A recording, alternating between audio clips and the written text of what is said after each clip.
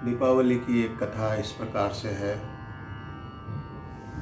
कि एक बार शौनकादि ऋषियों ने आकर सनत कुमार से पूछा, भगवान, दीपमालिका उत्सव के अवसर पर श्री लक्ष्मी जी के साथ अन्य देवी देवताओं का पूजन किस प्रकार से किया जाता है, या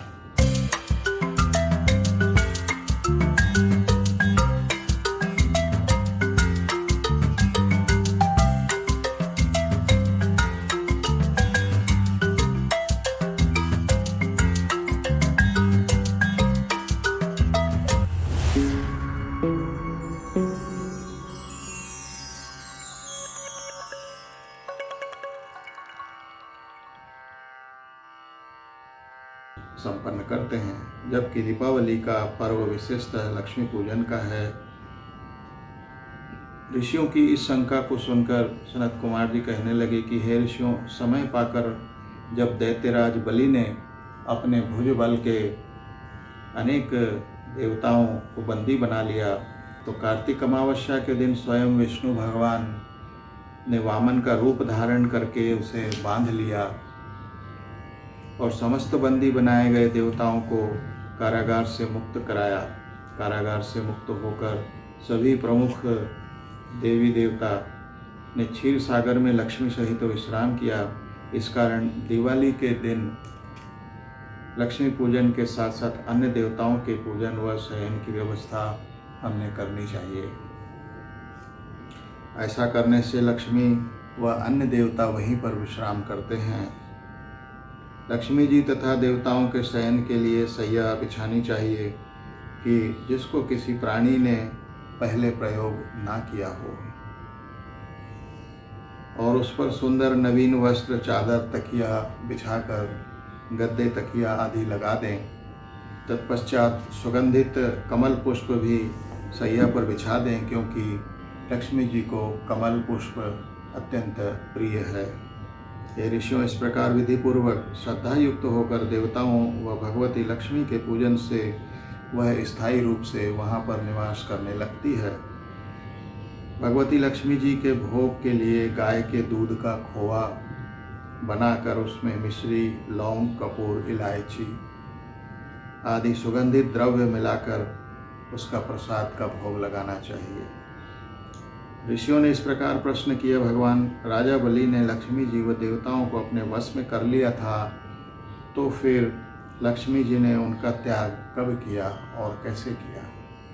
सनत कुमार जी ने बताया कि हे ऋषियों, एक बार जब देवराज इंद्र से भयभीत होकर राजा बलि कहीं पर जा छुपा, तो राजा इंद्र उसे ढूंढने का प्रयत्न करने लगे। ढूंढते ढूंढते इंद्र ने देखा कि बलि एक खाली घर में गधे का रूप धारण करके समय व्यतीत कर रहा है। इंद्र के वहां पहुंचने पर बलि से उनकी बातचीत होने लगी। बलि ने इंद्र को तत्वज्ञान का उपदेश देते हुए काल समय की महत्ता समझाई। देवराज इंद्र और दैत्यराज के शरीर से अत्यंत दिव्य रूप वाली स्त्री निकली। उसको देखकर देवराज इंद्र ने पूछा कि हे दैत्यराज, तुम्हारे शरीर से निकलने वाली यह आभायुक्त स्त्री आसुरी है या मानवी है या कौन देवी है, इसका मुझे विस्तार पूर्वक वर्णन कीजिए। राजा बलि ने उत्तर दिया कि राजन, यह देवी है, न आसुरी न मानवी। यदि तुम इसके संबंध में अधिक जानना चाहते हो तो फिर तुम इसी से पूछ लो। इतना सुनकर इंद्र ने हाथ जोड़कर पूछा, देवी, तुम कौन हो और दैत्यराज का परित्याग करके मेरी ओर क्यों बढ़ रही हो?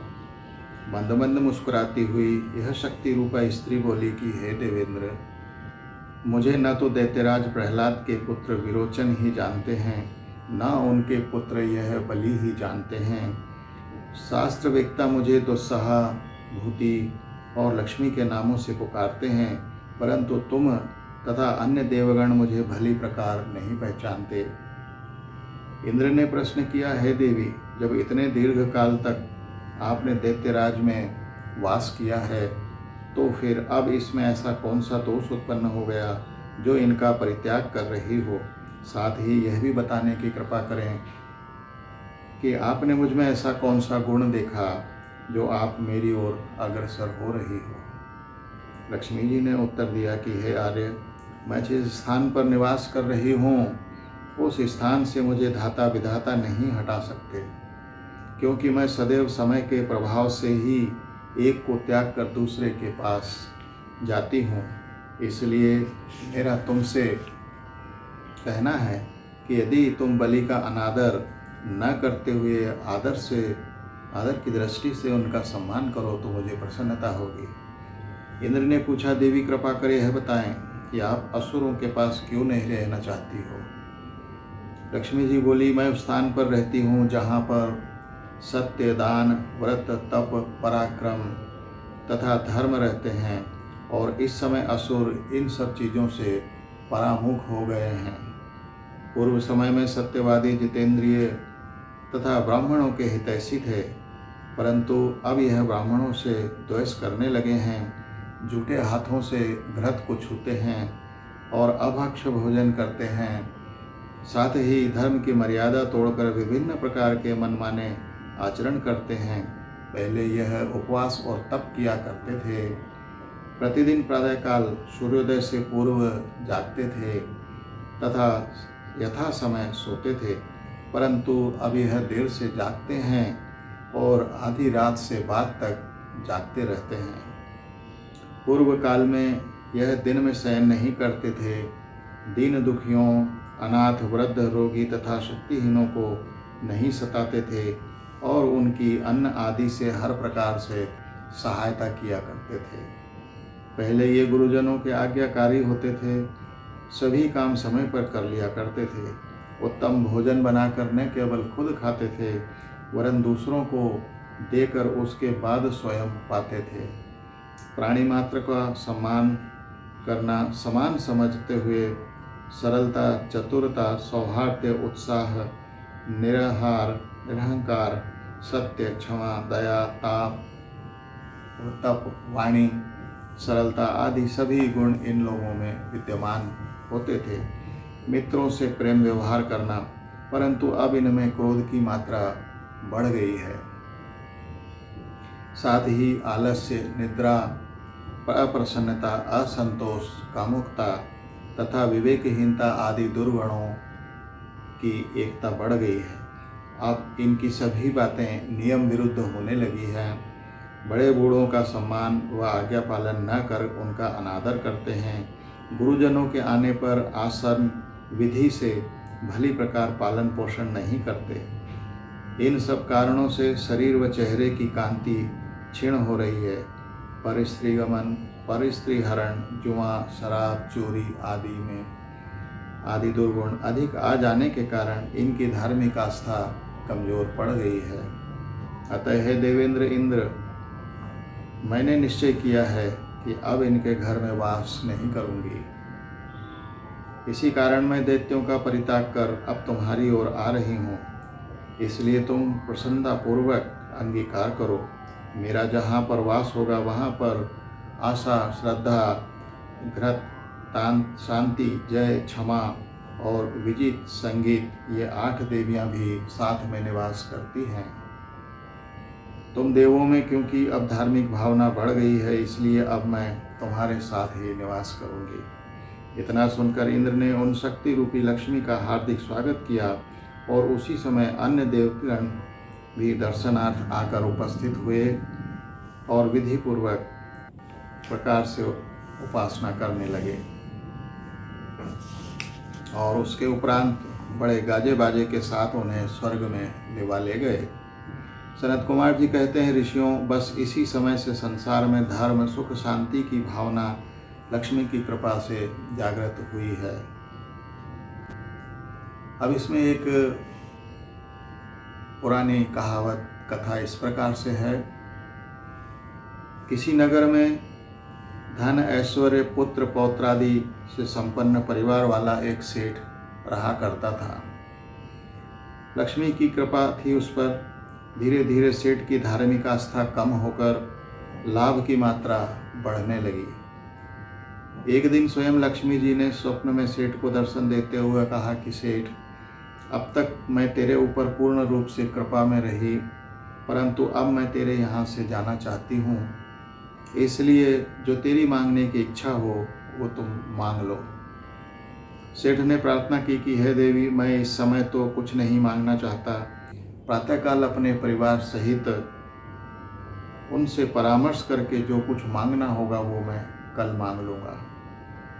आप कृपा करके कल मेरे यहाँ और निवास करें। लक्ष्मी जी ने उसकी प्रार्थना स्वीकार कर ली।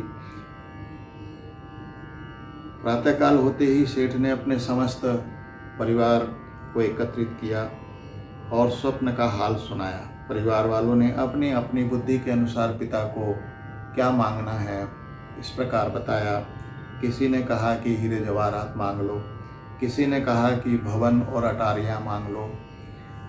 परंतु सेठ के छोटे बहू की बहू चतुर थी। उसने कहा कि पिताजी, यदि लक्ष्मी जी हमारे यहाँ से जाना चाहती हैं तो फिर उनके अंगभूत हीरे जवाहरात व अन्य वस्तुएं किसी प्रकार स्थिर न रह पाएंगी। इसलिए मेरे विचार से आपके परिवार में आपस में प्रेम व्यवहार बना रहे, बस यही वरदान मांग लें।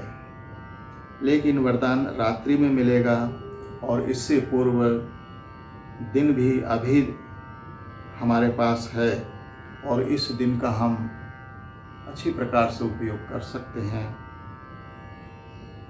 तो दिन में अभी से आप कुआ, बावड़ी, धर्मशाला, औषधालय,